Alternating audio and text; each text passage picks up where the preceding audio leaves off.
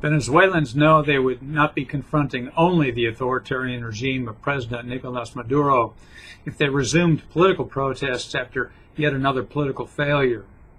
Outsiders rightly worried about collapse of what should be a vibrant democracy, meanwhile, should realize that Maduro is becoming a puppet.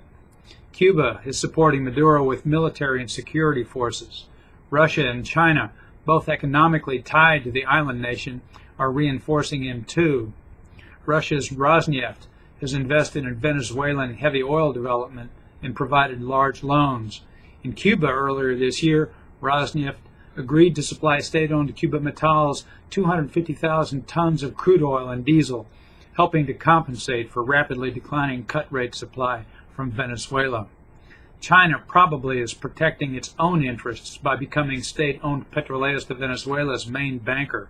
Venezuela owns it as much as $60 billion and can't meet production obligations.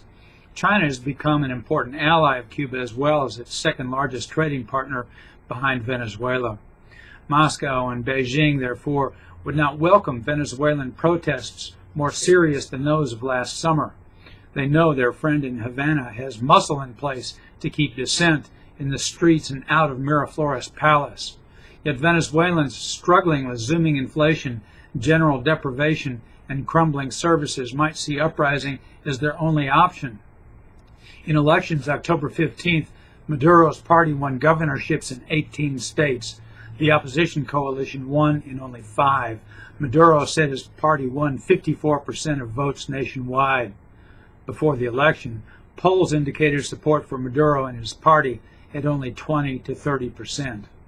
An ominous question for the splintered opposition is whether its few victorious candidates should yield to governmental demands that they be sworn in by the Constituent Assembly.